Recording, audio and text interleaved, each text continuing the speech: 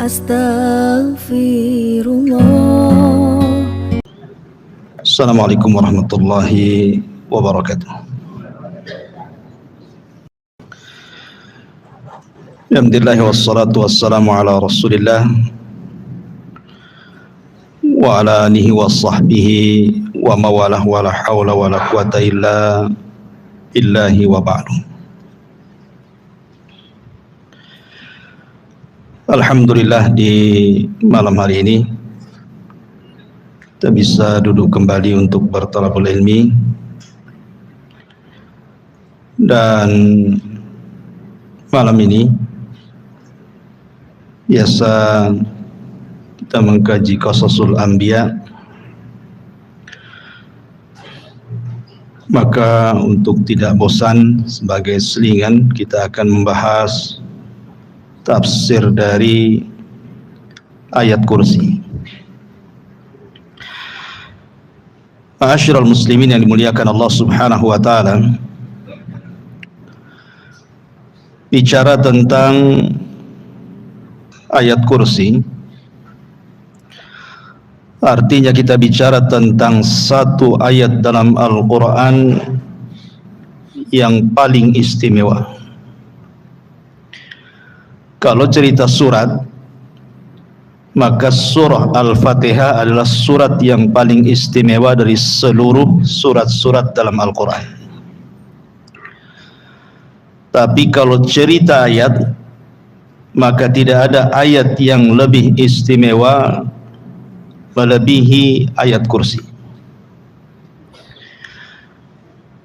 Walaupun terjadi khilaf para ulama, apakah ada satu ayat yang lebih mulia dibandingkan ayat yang lainnya, ataukah semua ayat itu sama saja? Karena semuanya juga adalah kalam Allah dan firman Allah. Dikatakan oleh Abul Hasan Al-Asy'ari rahimahullahu ta'ala, pencetus akidah Asy'ariyah, beliau mengatakan bahwa tidak ada satu ayat mengungguli ayat yang lainnya, karena semua ayat itu sama firman Allah Subhanahu wa ta'ala. Tabbat yada abi lahabi wa tab, itu sama dengan Allahu la ilaha illa huwal hayyul qayyum. Dua-duanya firman Allah. Makanya beliau mengatakan tidak ada satu ayat yang mengungguli ayat yang lainnya, semua ayat sama. Tetapi pendapat yang kuat bahwa ayat juga bertingkat-tingkat, sebagaimana juga surat juga bertingkat-tingkat. Dan itu dijelaskan dalam sebuah hadis ketika Nabi SAW berjumpa dengan Ubay ibn Ka'ab radhiyallahu an, satu sahabat yang diunggulkan dari segi Quran,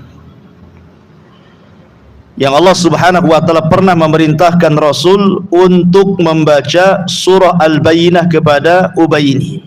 Satu-satunya orang yang disuruh oleh Allah untuk membacakan surat kepada seorang sahabat adalah Ubay bin Ka'ab. Rasul diperintahkan Allah untuk membaca surah Al-Bayyinah. Dan Nabi SAW mengatakan kepada Ubay ini, "Ya Aba Al-Mungzir." Ini kunyahnya, wahai Aba Mungzir. "Atadri ayyu ayatin min kitabillahi ma'aka a'zam." Wahai Abu Mungzir, tahukah engkau mana ayat yang paling agung menurutmu di dalam kitab Allah Al-Quran? Menunjukkan Nabi SAW bertanya kepada Ubay, tahu enggak ayat yang paling istimewa dalam Al-Quran itu? Berarti ada ayat yang istimewa dibandingkan ayat yang lain.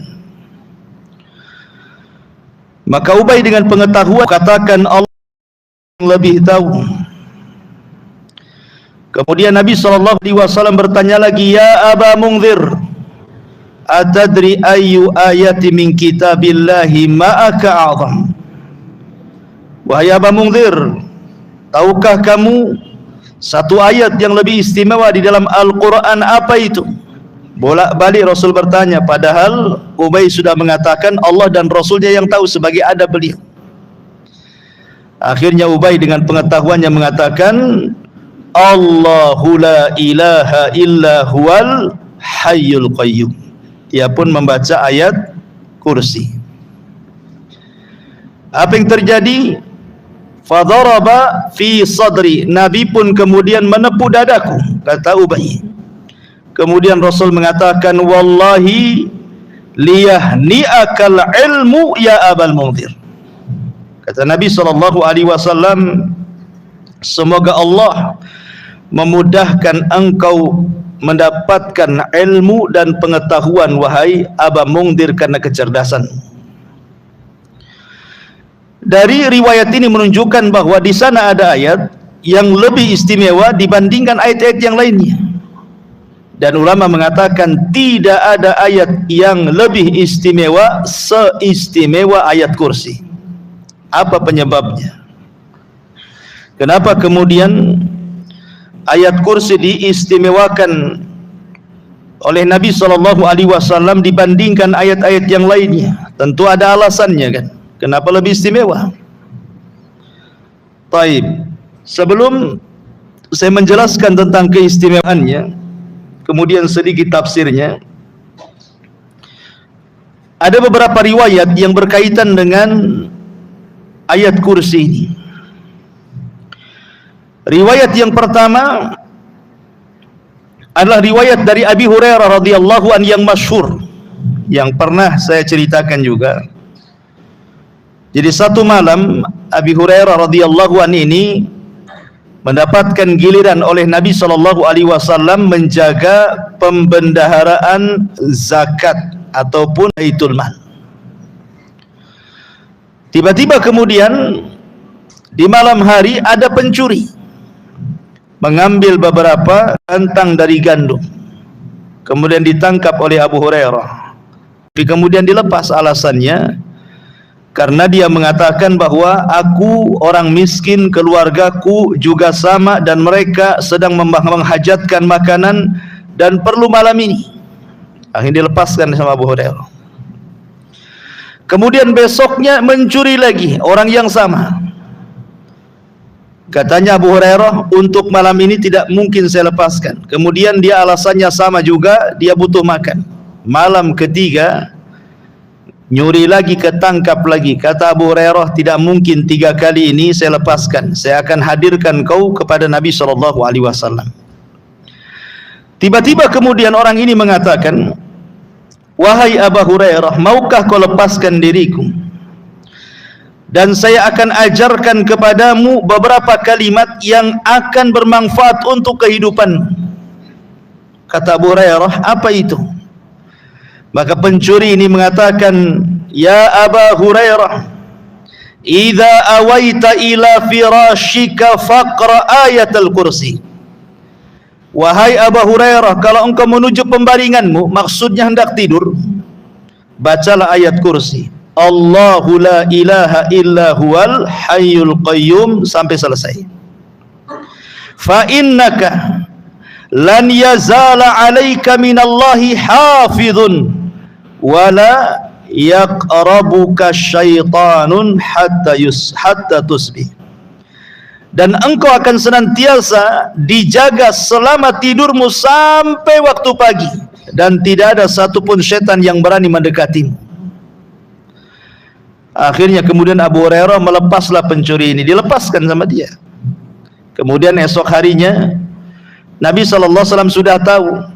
Kata Nabi SAW, ya Abu Hurairah, ma fa'ala asirukal barihah. Hei Abu Hurairah, kenapa kau lepaskan pencuri semalam itu? Apa yang kau lakukan dengan dia? Kemudian Abu Hurairah menceritakan tentang orang yang mencuri itu, dia lepaskan karena dia mengajarkan beberapa kalimat itu. Maka Nabi SAW mengatakan, ya Abu Hurairah, tahu enggak siapa dia? Maka Abu Hurairah mengatakan, Allah dan Rasulnya yang tahu. Kata Nabi SAW, dia adalah syaitan sadaqaka wa huwa kadzub. Orang yang kau tangkap semalam itu setan loh. Memang ketika dia mengajarkan khusus ini, dia benar. tapi setan itu semuanya pendusta. Jadi benar itu hanya ini saja masalah mengajarkan kepada Abu Hurairah soal ayat kursi, dia benar di sini. Tapi umumnya setan itu para pendusta. Dari sini menunjukkan bahwa disyariatkan membaca ayat kursi kapan? Sebelum tidur. Ya, disyariatkan seseorang membaca ayat kursi sebelum tidur supaya dijaga dari syaitan. Ini satu. Kemudian yang kedua, hadis dari Ubay ibn Ka'ab radhiyallahu an. Kasusnya sama. Jadi Ubay bin Ka'ab juga suatu malam dia sedang menjaga Baitul Mal, tiba-tiba ada yang mencuri, kemudian ketika dipegang rupanya berbulu semua tangannya. Ketika ditanya siapa kamu, kemudian dia ngaku dia setan. Kemudian dia mengajarkan kepada Ubay ibn Ka'ab ini, idza qara'taha ghudwatan ujirta minna hatta tumsiyah, wa idza qara'taha hina tumsi ujirta minna hatta tusbiha. Siapa yang membacanya ketika pagi maka ia akan dilindungi oleh Allah dari gangguan syaitan hingga petang. Dan siapa yang membaca ketika petang maka ia akan dilindungi hingga di waktu pagi. Ya. Jadi di sini juga ayat kursi disunahkan dibaca ketika pagi dan petang supaya tidak diganggu syaitan. Ini juga riwayat tentang keutamaan ayat kursi. Kemudian yang ketiga, hadis dari Abu Umamah radhiyallahu an. Man qara'a ayatal kursi fi duburi kulli salatin maktubatin lam yamna'hu min dukhulil jannati illa an yamuta. Sesiapa membaca ayat kursi setiap selesai solat, tidak ada yang menghalanginya dia masuk surga selain kematiannya. Kata para ulama bahwa orang yang mendawamkan membaca ayat kursi setelah solat, maka orang itu dapat jaminan surga. Ini keistimewaan luar biasa baca ayat kursi setelah solat.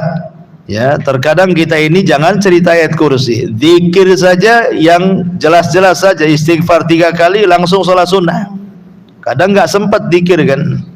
Padahal di sini Nabi SAW menjamin sorga dengan orang yang mendawamkan membaca ayat kursi setelah sholat. Kemudian juga yang keempat, tentang anjuran umum orang yang membaca surah Al-Baqarah. Karena surah kursi itu kan terdapat dalam surah Al-Baqarah kan, ayat 255.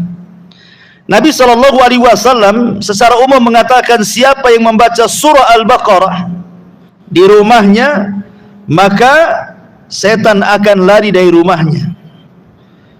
Maka seandainya kita cukup membaca ayat kursi saja, sebenarnya cukup membuat setan itu lari. Jadi Islam itu simple sebenarnya. Jadi kalau seandainya antum punya toko, merasa tokonya disihir orang, baca saja ayat kursi, nanti setannya juga kabur. Setan rumah kok kayak angker, baca saja ayat kursi. Ingat, mengusir setan itu dengan cara dibaca, bukan dengan cara ditulis kaligrafi kemudian dipajang di tembok. Itu tidak akan mengusir setan. Nanti susah pula, nanti kaligrafi di depan, oke lah, tidak lewat depan, belakang pula tak ada kaligrafi. Nanti lewat belakang pula. Jadi maksudnya begini, ikhwan, setan itu tidak takut kaligrafi. Ya, setan itu takut kalau kaligrafi itu kita baca. Karena Quran itu bukan untuk dipajang, Quran itu untuk dibaca. Apalagi kalau kaligrafinya tak bisa dibaca pula, kan ada itu kaligrafi yang susah dibaca itu. Mungkin sudah modelnya kayak gitu kan. Yang punya kaligrafinya aja suruh baca tak tahu dia. Jadi asal beli saja kan itu. Karena ada bentuk kaligrafi, kaidah-kaidahnya kita tidak paham gitu ya. Lah gimana nggak bisa dibaca, ngusir setan gitu. Jadi kalau ingin ngusir setan, baca. Ya, merasa di tokonya disihir orang, baca kursi, ayat kursi di tokonya. Merasa rumahnya kok angker, baca. Merasa tempat itu angker, baca ayat kursi. Sebenarnya mudah, simpel dalam Islam itu. Ya, kita saja yang kemudian malas membaca ayat kursi itu. Termasuk juga ma'asyiral muslimin yang dimuliakan Allah Subhanahu wa taala, Disunahkan juga membaca ayat kursi ini ketika seseorang terasa terganggu atau diganggu oleh syaitan. Ya, umpamanya antum merasa kesambet atau apa gitu ya. Ya, baca ayat kursi. Baik. Ini sedikit dari keistimewaan ayat kursi. Pertanyaannya ikhwatu fiddin, kenapa ayat kursi ini kok istimewa sekali di antara ayat-ayat yang lainnya? Yang pertama, karena memang nas hadis sendiri yang tadi sudah saya bacakan, hadis tentang Ubay bin Ka'ab, Rasul yang mengatakan seperti itu. Ketika bertanya kepada Ubay, tahukah engkau wahai Ubay ayat yang paling istimewa dalam Al-Quran? Kemudian Ubay menjawab ayat kursi dan Rasul membenarkannya. Ini satu. Kemudian yang kedua, keutamaan ayat kursi ini disebutkan karena dalam ayat kursi ini terkandung banyak makna yang tidak ada pada ayat-ayat yang lainnya. Seperti saya contohkan tadi, tabbat yada abi lahab wa tab. Celakalah kedua tangan Abi Lahab dan celaka. Itu juga Quran juga kan, satu ayat tuh. Tabbat yada abi lahab wa tab, itu satu ayat. Kemudian Allahu la ilaha illa huwal hayyul qayyum, itu juga ayat juga. Tapi kalau kita mau bedah tuh makna tabbat yada abi lahab wa tab dengan Allahu la ilaha illa huwal hayyul qayyum, maka Allahu la ilaha illa huwal hayyul qayyum itu tidak ada batas. Kalau kita mau menjelaskan mungkin perlu berhari-hari, perlu berjilid-jilid itu makna la ilaha illallah, tauhid itu. Makanya karena banyak terkandung makna yang tidak ada pada ayat yang lain, makanya kemudian ayat kursi ini diistimewakan dibandingkan ayat-ayat yang lain. Itu dari segi kandungan makna. Dari segi orang yang membacanya, orang yang mentadaburinya, orang yang memikirkannya, itu pun lebih istimewa dibandingkan ayat-ayat yang lainnya. Kemudian yang ketiga, hebatnya ayat kursi ini menurut Imam Nawawi rahimahullahu ta'ala, Allah subhanahu wa ta'ala menyebutkan tentang usulu asma'illah, masdar daripada nama Allah subhanahu wa ta'ala, di mana seluruh nama-nama Allah itu kembali kepada satu nama ini. Apa itu? Allah. Allah mulai dengan kalimat Allah. Allahu la ilaha illa huwal hayyul qayyum. Semua nama Allah itu kembali kepada Allah. Makanya kalimat tauhid itu la ilaha illallah, tidak boleh dibaca la ilaha illa ar-Rahman, la ilaha illa al-Azizu, la ilaha illa al-Ghafur, tidak boleh. Kenapa? Karena kalimat ar-Rahman bisa saja maknanya bukan Allah. Seperti orang-orang musyrik jahiliyah, mereka mengatakan kepada si nabi palsu Musailamah al-Kadzdzab itu disebut Rahmanul Yamamah katanya. Rahmannya Yamamah katanya. Negeri Yamamah. Atau Al-Aziz bisa saja bukan Allah. Seperti Allah mengatakan wa mra'atu al-Aziz, wa mra'atul Aziz. Ya, seorang laki-laki yang memungut Nabi Yusuf itu namanya Al-Aziz. Kemudian diletakkan di istananya. Itu Aziz namanya. Tetapi ketika kita katakan Allah, tidak mungkin berpaling kecuali hanya Dia saja. Dan Allah subhanahu wa ta'ala sebutkan 17 kali dalam ayat kursi itu, ya, di mana seluruh kata ganti itu kembali kepada Allah. Allah, la ilaha illa huwa lagi. Kemudian al-hayyu, al-qayyum, ya'khuduhu, hu di situ ya. Itu dhamir itu. Kemudian lahu ma fis samawati wa ma fil ardh. Man dzalladzi yashfa'. Di sini terkandung huwa, huwa kembali kepada Allah. Indahu lagi, illa biidnihi, hi lagi di situ. Dan begitu seterusnya. Ya. Jadi 17 kali terulang yang merupakan usul asma'illah itu ada pada ayat kursi dan tidak terdapat dalam ayat-ayat yang lainnya. Sebab itulah istimewanya ayat kursi. Kata Imam Nawawi rahimahullahu ta'ala. Kemudian juga Dalam ayat kursi ini terkandung antara tasbih wa takdis.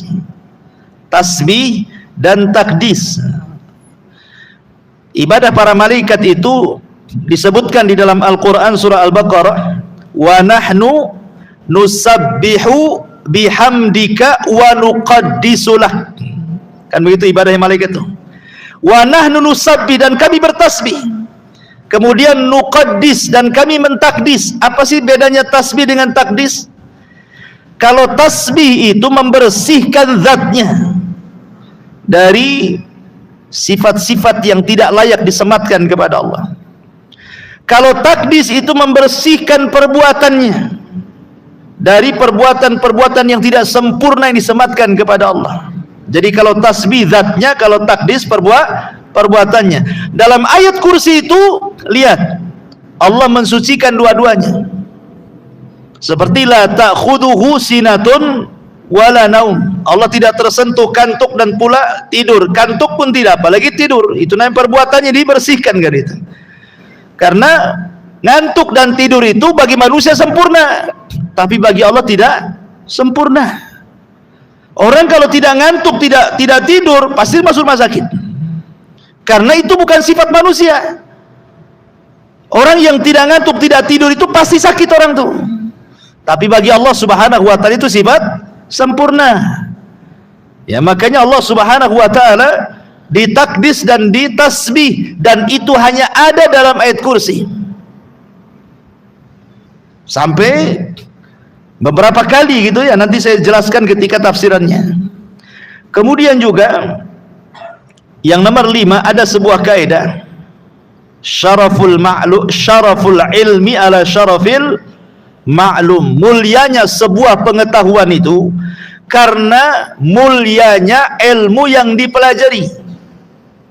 Mulianya sebuah pengetahuan itu karena mulianya ilmu yang dipelajari, dan tidak ada pelajaran yang lebih mulia melebihi tauhid. Tidak ada ilmu yang lebih mulia di dunia ini kecuali mengenal Allah, ma'rifatullah, mengenal Allah. Dan ayat kursi ini seolah-olah menjawab sebuah pertanyaan, siapa Tuhan kita? Kalau antum ditanya siapa Allah, jawablah ayat kursi. Siapa Allah? Allahu la ilaha illa huwal hayyul qayyum, sampai selesai. Itulah Allah, itulah Tuhan kita. Jadi Allah Subhanahu wa taala menyebutkan 10 kalimat dalam ayat kursi ini. Itu jawaban dari sebuah pertanyaan tentang man rabbuka, siapa Rabbmu, siapa Tuhanmu, siapa Allah. Maka disebutkan dengan 10 kalimat. Dalam ayat kursi ini ada 10 kalimat. Nanti kita akan tafsirkan sedikit demi sedikit supaya paham siapa Tuhan kita. Ya. Ma'asyiral muslimin yang dimuliakan Allah Subhanahu wa taala. Intinya bahwa dari 5 perkara inilah kita tahu bahwa ayat kursi itu ayat yang sangat istimewa dibandingkan ayat-ayat yang lainnya. Adapun keutamaan, bukan hanya yang disebutkan banyak, seperti orang yang mendawamkan membaca surah ayat kursi ini akan dimudahkan rizkinya. Ya. Kemudian juga orang yang suka membaca ayat kursi itu dalam satu hari bisa berkali-kali, berarti orang itu betul-betul akan beriman kepada qadar dan qadar Allah, dan dia akan merasa dimudahkan kehidupannya. Kemudian juga orang yang membaca ayat kursi itu maka akan dihindarkan dari setiap mara bahaya. Dan orang yang membaca ayat kursi itu akan diberikan kesabaran dan bisa menghadapi semua musibah. Dan begitu seterusnya, bahkan bisa mengobati penyakit badan dan penyakit hati. Itu dari segi faedah ruhiyahnya. Taib, kita akan masuk sedikit pada tafsir singkatnya. Ma'asyiral muslimin yang dimuliakan Allah Subhanahu wa taala. Di sini Allah Subhanahu wa taala menghabarkan dirinya dengan 10 habar. Allah la ilaha illahu, ini satu. Allah Al-Hayyul Qayyum. Allah la ta'khudhuhu sinatun wala naum. Allah lahu ma fis samawati wa ma fil ard. Allah man dhal ladzi yashfa'u indahu illa bi idzni. Allah ya'lamu ma baina aydihim wa ma khalfahum.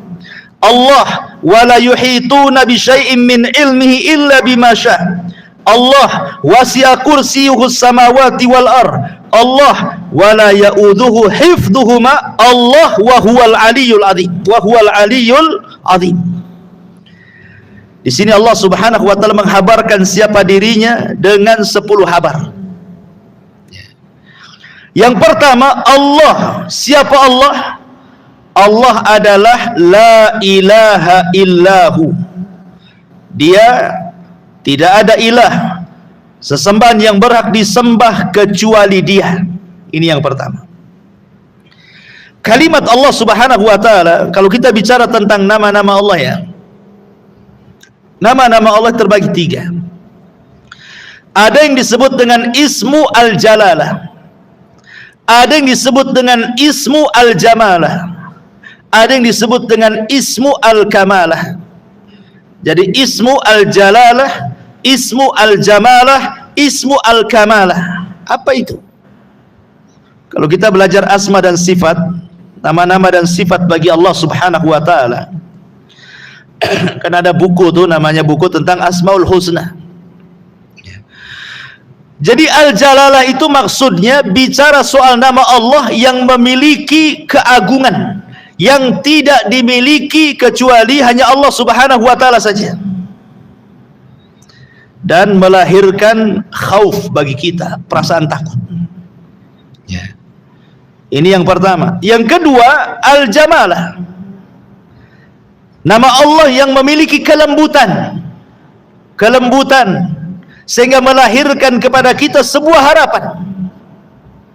Kemudian yang ketiga, Al-Kamalah, nama Allah yang memiliki kesempurnaan, supaya kita yakin bahwa Allah lah tempat bergantung semua kebutuhan dan hajat manusia kepadanya. Disebut Al-Jalalah, Jalalah itu artinya sebuah keagungan dan kemuliaan, kebesaran yang melahirkan perasaan takut kepada kita.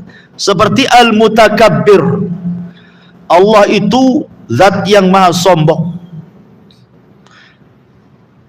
Sombong ini sifat Allah. Kemudian Al-Muntakim, Allah itu zat yang maha mengirim siksaannya kepada siapapun sesuai kehendaknya.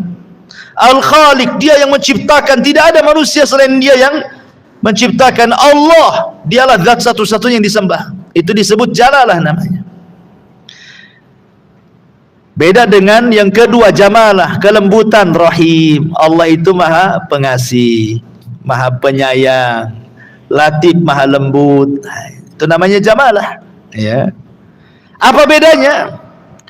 Kalau kita berhadapan dengan nama Allah yang sifatnya Jalalah, maka kita harus bermuamalah dengan sifat ini dengan cara kebalikannya. Ketika kita katakan Allah Al-Khaliq, maka kita katakan kita ini makhluk. Ketika Allah itu Mutakabbir, kita katakan kita harus mutawadi. Allah sombong, berarti kita harus rendah diri. Allah pencipta, berarti kita makhluk. Jadi bermuamalah dengan kebalikan sifatnya. Jangan Allah sombong, antum pula sombong, kurang ajar itu namanya. Ya. Allah sombong, kita harus tawadu. Siapa kita di hadapan Allah? Sombong itu adalah ridanya Allah. Beda dengan yang kedua, sifat Jamalah, kita harus menirunya. Allah Rahim, berarti kita juga harus Rahim. Allah Ghafur, berarti kita juga harus Ghafur. Kalau Allah penyayang, kita berusaha untuk menyayang. Kalau Allah itu pengampun, berusaha kita mudah memaafkan, dan begitu seterusnya. Ya. Lihat sifat itu masuk ke mana gitulah, sifat Jamalah atau sifat Jalalah. Allah itu sifat Jalalah. Allah itu artinya ma'bud, yang disembah. Berarti kita ini sebagai hambanya adalah abid, orang yang menyembah. Jangan seperti Fir'aun mengatakan ana rabbukumul a'la, saya Rabb kalian yang lebih tinggi, sembah saya, katanya. Makanya Allah katakan fa'aghraqnahu wa junudah, kami tenggelamkan si Fir'aun dan bala tentaranya. Ma'asyiral muslimin yang dimuliakan Allah Subhanahu wa taala. Jadi Allah ini adalah semua nama kembali kepada Dia. Semua nama kembali kepada Allah Subhanahu wa taala. Kemudian yang kedua, Al-Hayyul Qayyum. Allah huwal Hayyul Qayyum. Allah dialah Al-Hayyu yang maha hidup, Al-Qayyum dan maha berdiri sendiri, tidak berhajat kepada makhluknya. Kalimat Al-Hayyu, ma'asyiral muslimin yang dimuliakan Allah Subhanahu wa taala. Allah Subhanahu wa taala ketika menyebut kalimat Al-Hayyu, maknanya Allah itu zat yang maha hidup dan tidak akan pernah mati. Ingat perkataan Abu Bakar Siddiq radhiyallahu anhu saat Rasul meninggal. Apa kata Abu Bakar? Man kana ya'budullaha fa innallaha hayyun la yamut. Wa man kana ya'budu Muhammadan fa inna Muhammadan qad mat. Siapa yang menyembah Allah, kata Abu Bakar, Allah adalah zat yang hidup dan tidak akan pernah mati. Tapi siapa yang menyembah Muhammad, Muhammad itu sudah mati. Artinya apa di sini? Artinya Allah Subhanahu wa taala disifati dengan sifat hidup dan tidak didahului dengan kematian. Allah tidak pernah didahului dengan kematian, beda dengan manusia. Awalnya tidak ada, kemudian menjadi ada. Makanya Allah mengatakan, hal ata 'alal insan hinum minad dahri lam yakun syai'an madhkura. Bukankah pernah datang kepada manusia waktu di masa yang ketika itu belum merupakan sesuatu yang bisa disebut, belum ada namanya langit, bumi, Adam, Hawa, manusia, fulan, tidak ada. Baru kemudian Allah ciptakan, barulah tersebut nama-nama itu. Tetapi Allah Subhanahu wa taala tidak ada dengan ketidakadaan. Allah itu senantiasa ada dan akan pernah ada dan akan terus ada. Karena Dia tersifati dengan sifat hidup. Ketika Allah Subhanahu wa taala tersifati dengan sifat hidup, artinya semua hajat kita akan didengar oleh Allah Subhanahu wa taala. Karena zat yang hidup, maka Dia akan melihat, Dia akan mendengar, Dia akan mengijabah, Dia akan mengabulkan, dan begitu seterusnya. Kebalikannya, kalau zat itu mati, tidak bisa mengabulkan apapun permintaan kita. Lihat ketika Ibrahim menghancurkan patung-patung Namrud, kemudian palunya diletakkan di patung yang paling besar. Kemudian Namrud mengatakan, a'anta fa'alta hadza bi alihatina ya Ibrahim. Hai Ibrahim, kau yang melakukan menghancur-hancurkan patung-patung ini ya, katanya. Kata Ibrahim, tidak. Yang menghancurkan itu loh berhala yang gede, itu palunya ada di situ, katanya. Ya. Coba saja tanya, in kanu yantiqun, kalau mereka bicara, katanya. Tanya saja kalau mereka bicara. Ibrahim ingin mengatakan dengan kalimat, jika mereka bicara, katakan ini loh patung mati. Jangan lagi diajak bicara, bicara pun tidak bisa. Macam mana kalian akan berdoa kepada zat yang mati, tidak bisa bicara, tidak bisa mendengar, tidak bisa melihat, bahkan dia juga tidak bisa menjaga dirinya. Jadi berhala-berhala yang disembah kepada selain Allah, mereka adalah berhala-berhala mati. Tidak mungkin kita meminta ke sesuatu yang mati. Mintalah kepada Allah zat yang maha hidup, yang sudah jelas-jelas hidup, kan gitu. Ini disebut dengan Al-Hayyu. Kemudian yang kedua, Al-Qayyum. Qayyum ini ada dua penafsiran para ulama. Maknanya Allah tidak berhajat dengan makhluknya. Kita yang berhajat kepada Allah. Allah tidak berhajat kepada makhluknya, kita yang berhajat kepada Allah. Dari sini sebagian ulama mengatakan Al-Qayyum itu sama dengan kalimat As-Samad dalam surah Al-Ikhlas. Qul huwallahu ahad, Allahu samad. Samad itu artinya apa? Tempat bergantung semua makhluk. Itulah makna Al-Qayyum. Allah tidak berhajat dengan kita, tapi kita berhajat dengan Allah. Makanya ketika Allah tidak berhajat dengan kita, walaupun satu dunia kufur, tidak akan mengurangi kekuasaan Allah. Walaupun satu dunia beriman, tidak menambah kekuasaan Allah. Karena Allah tidak berhajat dengan kita, kita yang berhajat dengan Dia. Makna yang kedua dan yang dikuatkan oleh banyak ahli tafsir, Al-Qayyum di situ artinya Allah Subhanahu wa taala qayyum, berdiri untuk memberikan semua hajat hamba-hambanya. Kita lihat manusia itu kan macam-macam hajatnya. Ada yang minta sembuh, ada yang minta rizki, ada yang minta kaya, ada yang minta jodoh, ada yang minta hujan, ada yang minta panas. Macam-macam lah orang itu minta di dunia ini. Ya, kita saja yang hadir di sini macam-macam minta-mintanya. Ya, ada yang minta kaya, tapi nggak ada yang minta miskin biasanya. Semua minta kaya. Ada yang minta sembuh, tidak ada orang minta penyakit itu. Artinya kalau seluruh manusia meminta, disebutkan hajat-hajatnya, maka Allah Subhanahu wa taala akan memberikan semua hajat mereka. Seperti apa? Seperti seseorang menyelupkan tangannya ke lautan, kemudian diangkat, kemudian neteslah di ujung jari, setetes itulah Allah berikan kepada seluruh hajat manusia itu. Sementara kekayaan Allah itu lautannya tuh. Ya. Jadi Allah Subhanahu wa taala ghani, yang diberikan kepada makhluk itu hanya setetes.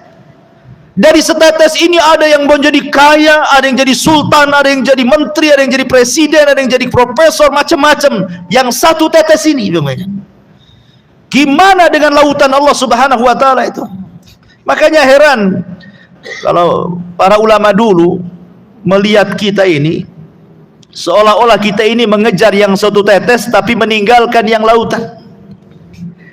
Jadi para ulama dulu itu kalau memandang kita, mungkin kalau mereka hidup hari ini, mungkin mereka memandang kita itu seolah-olah kita mengejar yang setetes dan meninggalkan yang lautan. Ya, ibaratnya mungkin antum lempar satu butir gula ke 1000 semut, pasti rebutan tuh. Ya, yang satu butir itu direbutkan orang-orang tuh. Padahal ngapain dia ngejar satu tetes sementara lautan terbentang lebar? Ya, karena dunia itu terkadang terhalang pandangan lautan dan hanya terpandang kepada yang satu tetes itu. Orang nggak yakin dengan sorga masalahnya, dan yakin dengan dunia, makanya mengejar yang satu tetes dan meninggalkan yang satu lautan itu. Tapi masyarul muslimin yang dimuliakan Allah Azza wa Jalla, jadi qayyum itu artinya Allah mudabbir. Jadi memberikan seluruh hajat hamba-hambanya. Itu mana al-qayyum yang kedua, ini yang banyak dikuatkan oleh para ulama.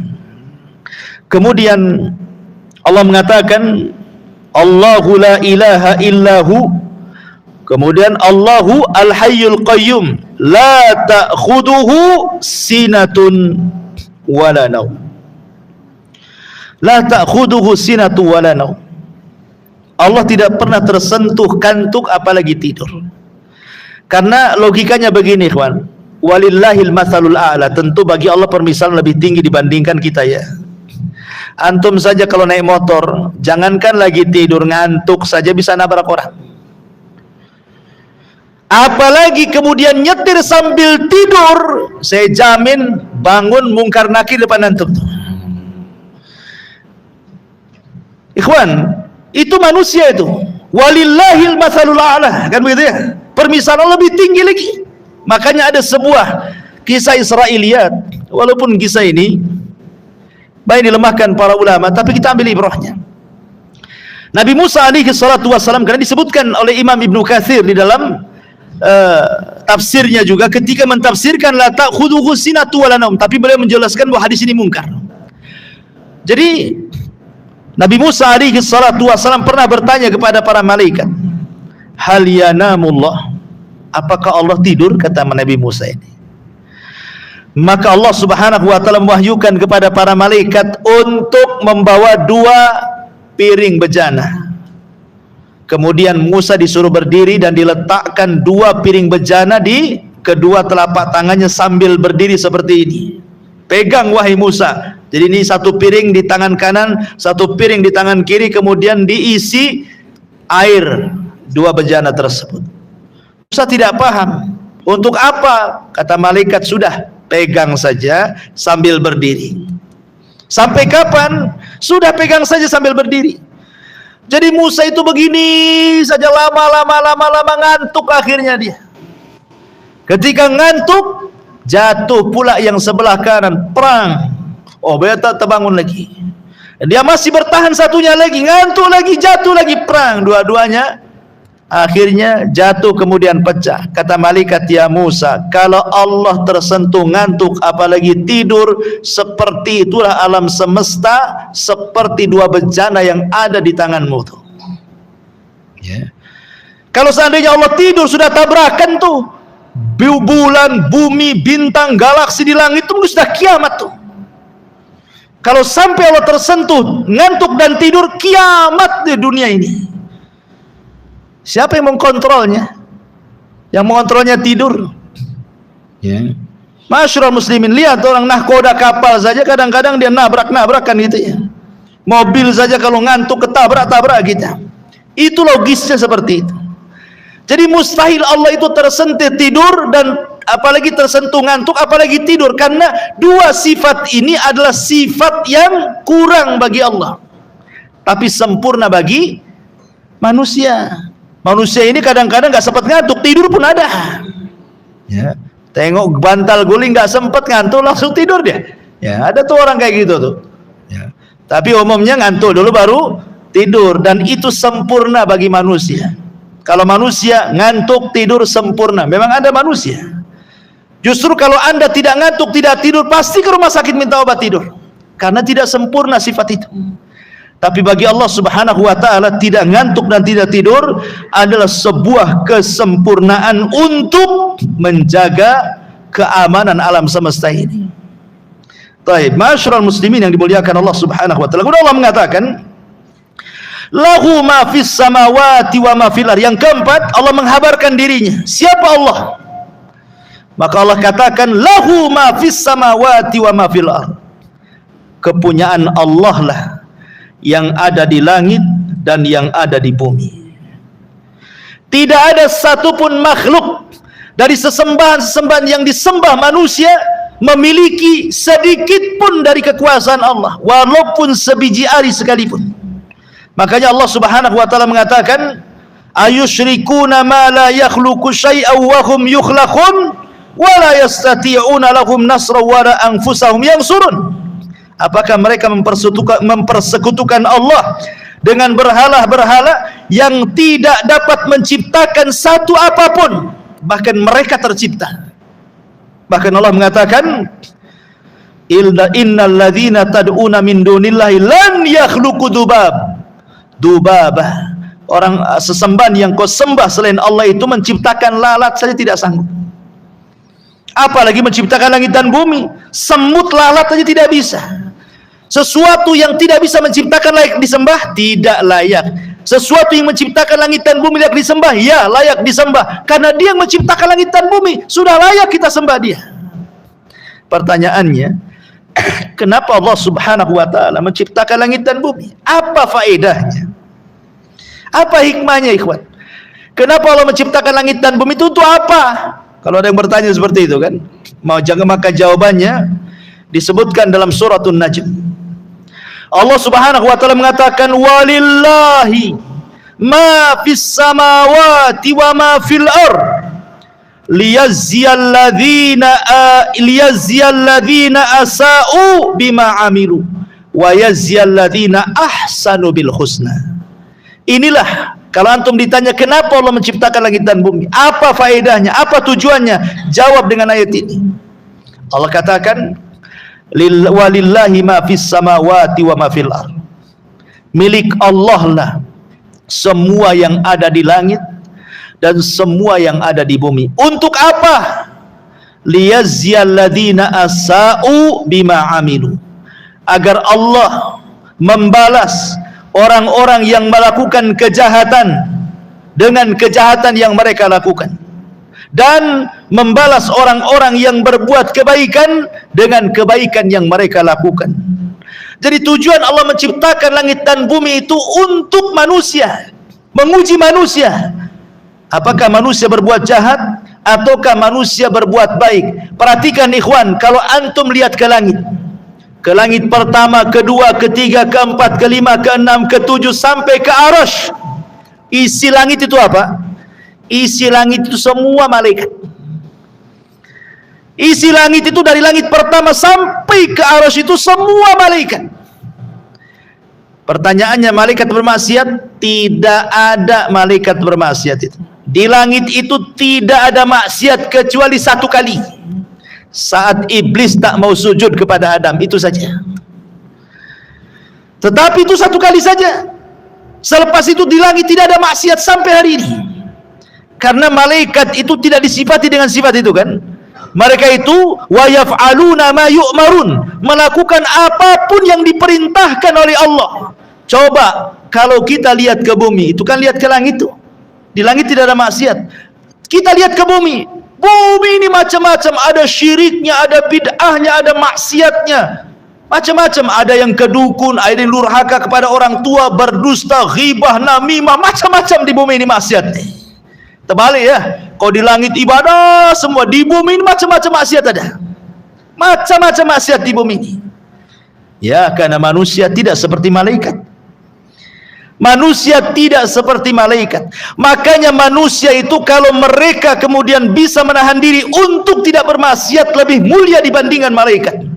Tapi kalau mereka tidak bisa menahan diri, masuk pula ke dalam maksiat, lebih hina dibandingkan binatang ternak. Itulah manusia.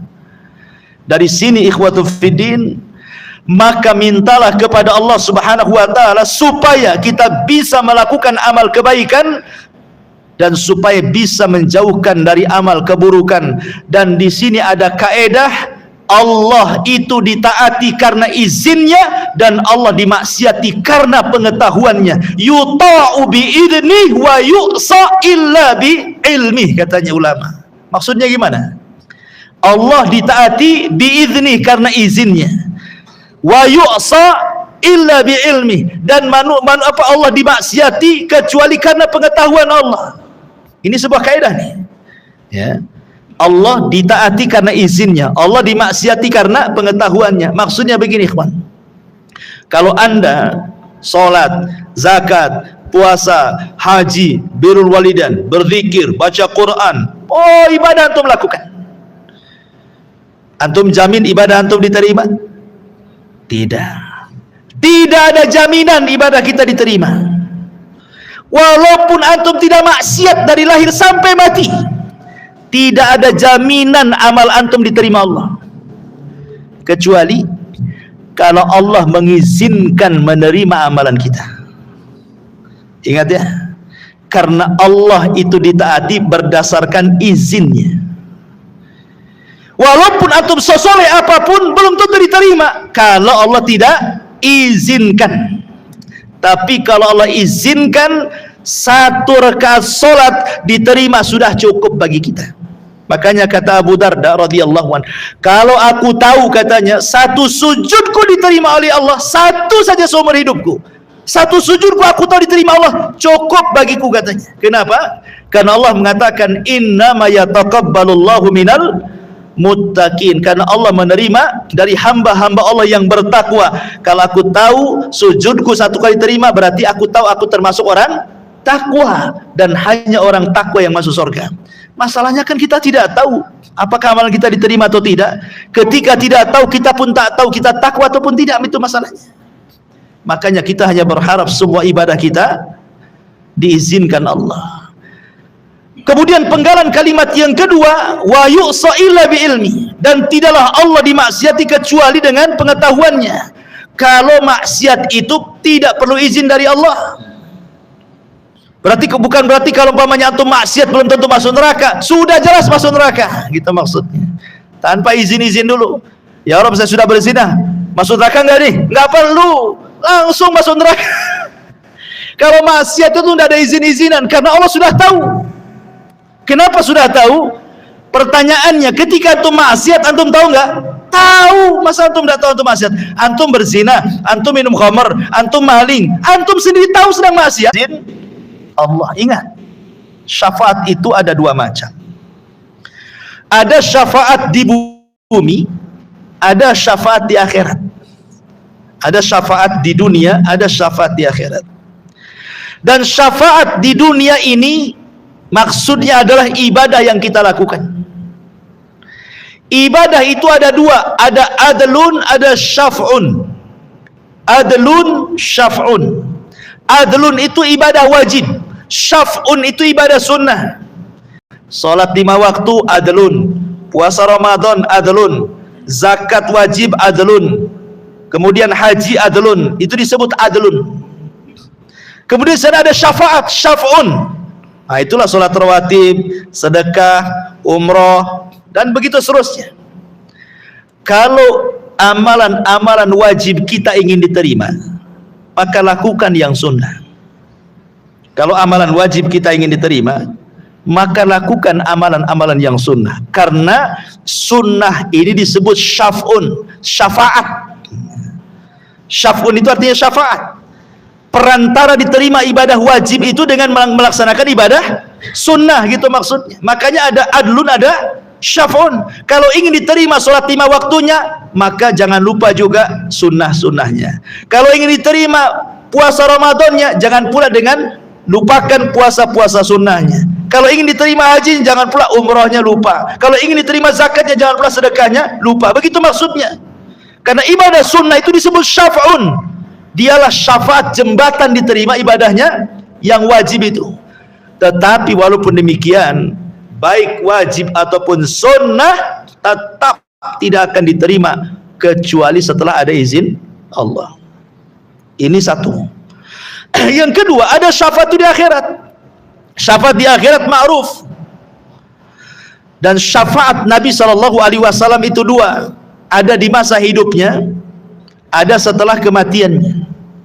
Kalau di masa hidupnya boleh kita meminta syafaat seperti Anas bin Malik datang kepada Rasulullah masa hidup tuh. Rasul, berikan aku syafaat di hari kiamat, kata Anas. Rasul masih hidup. Kata Rasul, baik Anas, karena engkau sudah banyak berbuat baik kepadaku, kuberikan syafaatku kepadamu. Kata Anas bin Malik radhiyallahu an, di mana aku akan dapati syafaat pada hari kiamat wahai Rasul? Kata Rasul, temui aku di telagaku. Kata Anas, kalau aku tidak mendapatimu di telagamu wahai Rasul, temui aku di titian Siratal Mustaqim. Kata Anas, kalau aku tidak dapati kau di Siratal Mustaqim, temui di tempat penimbangan amal, karena aku tidak mungkin lepas dari 3 tempat ini, kata Nabi. Anas minta syafaat, Rasul masih hidup. Gak apa-apa, karena Rasul masih hidup. Tapi masalahnya Rasul sudah meninggal, sehingga ketentuan syafaat cuma 1 di akhirat. Ya. Dan yang bisa mendapatkan syafaat Rasul di akhirat itu adalah orang-orang yang banyak beribadah di dunia. Bukan orang yang datang ke kuburan Nabi atau ke kuburan orang-orang saleh, bukan. Perbanyak sholat, perbanyak puasa, perbanyak sedekah, perbanyak amal soleh, cintai, dapat syafaat. Maka Nabi SAW nanti pada hari kiamat dia akan datang kepada Allah Subhanahu wa ta'ala. Setelah manusia datang ke Adam tak bisa, Nuh tak bisa, Musa, Ibrahim, Isa tak bisa. Rasul yang menghadap Allah. Kemudian sujud lama sekali. Kemudian Allah mengatakan, irfa ra'saka ya Muhammad, angkat kepalamu wahai Muhammad. Apa kata Allah? Sal tu'ta, qul tusma, ishfa tushaffa. Katakan kau didengar, minta kau diberi, mintalah syafaat, ku beri kau syafaat. Dari sini menunjukkan Nabi saja tidak bisa memberikan syafaat kecuali setelah dapat izin Allah. Makanya dari sini, man dzalladzi yashfa'u indahu illa biidznih.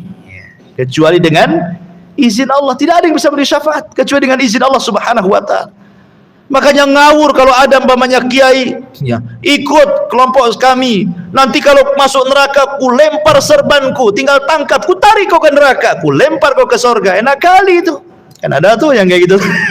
Itu jemaah mana tuh? Saya lihat di Malaysia itu. Di YouTube katanya. Tenang, kalau kalian ikut jemaah kami tenang, katanya.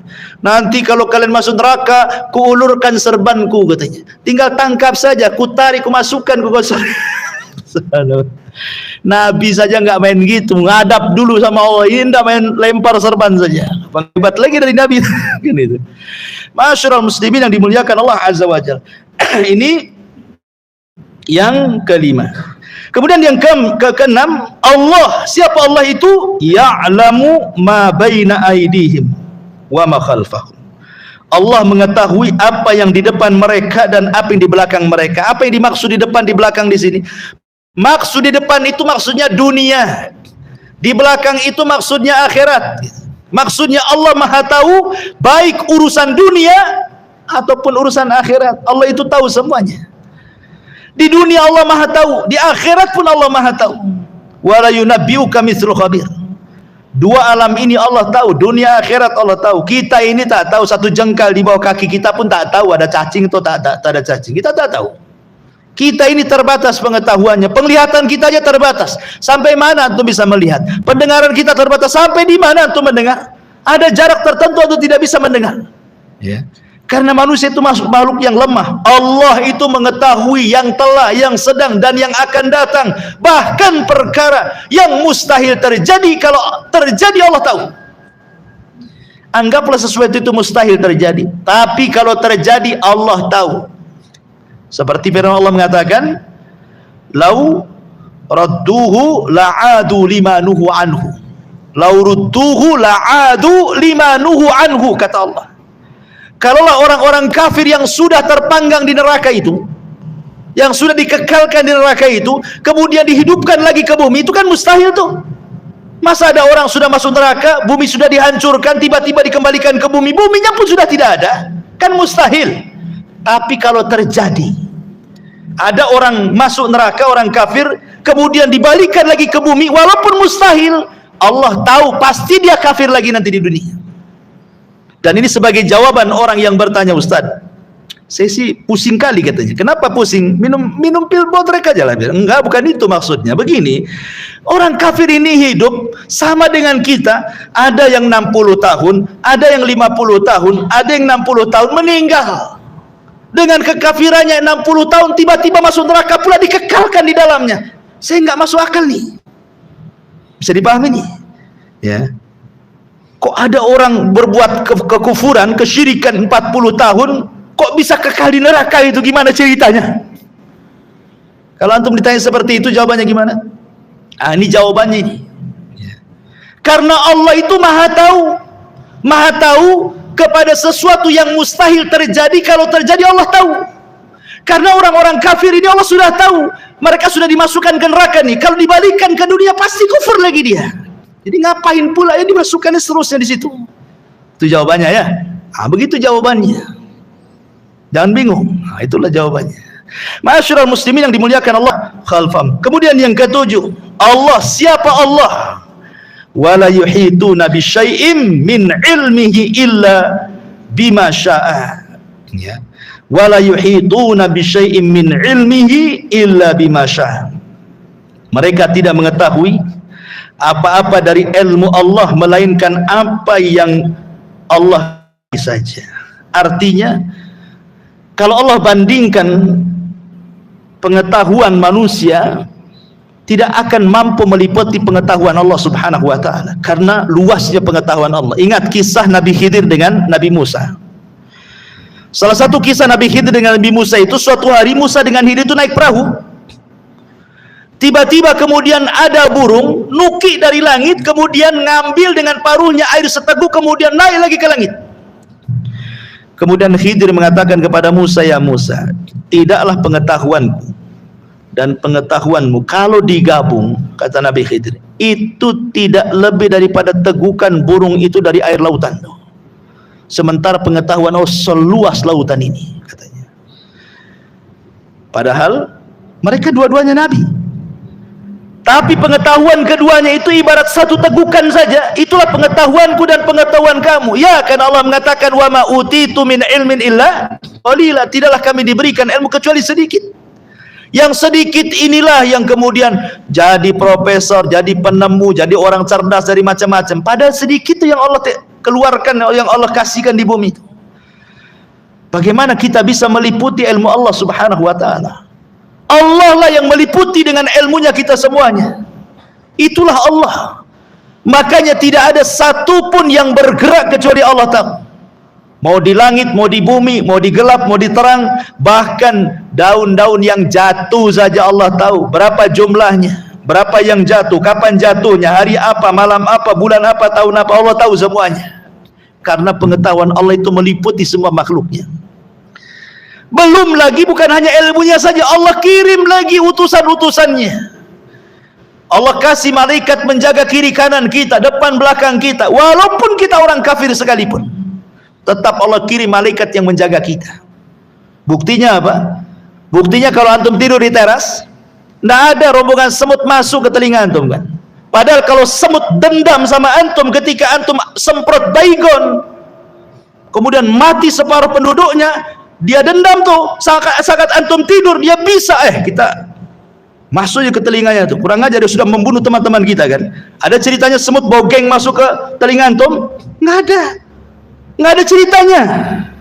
Kenapa? Karena dijaga malaikat ketika tidur itu. Wa inna alaikum lahafidhin. Kan semut bisa saja bogengnya kan, tapi tidak terjadi. Ia adalah 1-2 yang kemasukan semut telinganya, tapi umumnya nggak akan terjadi itu. Kenapa? Karena dijaga malaikat. Atas perintah siapa? Allah yang perintahkan. Wa inna alaikum lahafidhin kiraman katibin, dan begitu seterusnya. Kemudian Allah mengatakan yang ke-8, Allah, tahukah siapa Allah? Allah wasi'a kursiyuhus samawati wal ardh. Allah, dialah yang kursinya meliputi langit dan bumi. Bicara tentang kursi, makanya ayat ini disebut ayat kursi. Apa sih kursi di sini? Ayat kursi, apa sih kursi di sini? Kalau kursi ma'ruf lah, antum di rumah banyak kursi, ya kan, di ruang tamu mesti ada kursi semua. Apakah kursi itu maksudnya kursi-kursi yang antum pahami di situ? Ada sebagian para ulama mentafsirkan maksud daripada makna kursi itu apa. Yang pertama, ada yang mengatakan kursi itu artinya ilmu Allah. Jadi ayat kursi itu artinya ayat yang bicara tentang pengetahuan dan ilmu Allah yang meliputi semua makhluknya. Jadi kursi itu artinya ilmu yang Allah miliki. Yang pertama. Yang kedua, maksudnya kursi adalah arasy. Jadi maksudnya kursi, arasy itu sendiri makhluk yang paling besar gitu ya. Jadi kursi dengan arasy itu sama saja. Ini juga penafsiran yang kedua. Penafsiran yang ketiga, maksudnya kursi adalah qudrah, kemampuan. Jadi ayat kursi itu ayat yang bicara tentang kemampuan Allah, qudrah iradahnya Allah. Ada juga yang mengatakan yang dimaksud kursi adalah gambaran kebesaran Allah. Gambaran kebesaran Allah subhanahu wa ta'ala. Tetapi pendapat Imam Ibnu Katsir rahimahullahu ta'ala mengatakan bahwa kursi itu adalah maudhi'u qadamai Rabbi, tempat berpijaknya kedua telapak kaki Allah. Kalau seandainya tempat berpijaknya saja sebesar itu, sebagaimana Rasul mengatakan, kalau seandainya bumi ini dibandingkan dengan 7 lapis langit, itu ibarat Anda jalan-jalan ke padang pasir, kemudian copot cincin, letakkanlah cincin itu di padang pasir. Kata Rasul, bumi itu cincinnya, padang pasir itu langitnya. Kalau seandainya langit dan bumi dijadikan satu, dibandingkan besarnya dengan kursi, jalan-jalanlah Anda ke padang pasir, letakkan cincin di tengah padang pasir, maka langit dan bumi itu cincinnya, kursi itu padang pasirnya. Kalau seandainya kursinya antum gabung, langitnya antum gabung, buminya antum gabung, dibandingkan dengan arasy Allah, sama juga. Jalan-jalanlah ke padang pasir, lepas cincin, letakkan di padang pasir, kursinya, langitnya, buminya, itulah cincinnya, padang pasir itu arasy-nya. Pertanyaannya, bagaimana dengan zat yang menciptakannya? Allahu Akbar, Allah lebih besar dibandingkan makhluknya. Karena tempat berpijaknya saja ibarat padang pasir, dibandingkan cincin yang itu ibarat langit dan bumi. Makanya wajar kalau orang baca ayat kursi itu, makhluk yang sangat besar, setan lari. Saking agungnya kursi Allah subhanahu wa ta'ala itu. Itulah makna wasi'a kursiyuhus samawati wal ardh, dan kursinya Allah meliputi langit dan bumi. Kemudian yang nomor 9, siapa Allah? Maka Allah subhanahu wa ta'ala katakan di sini, wasi'a kursiyuhus samawati wal ardh, siapa Allah? Wala ya'udhuhu hifdhuhuma. Wala ya'udhuhu hifdhuhuma. Apa artinya wala ya'udhuhu hifdhuhuma? Wala ya'udhuhu hifdhuhuma artinya Allah tidak pernah merasa berat memelihara langit dan bumi.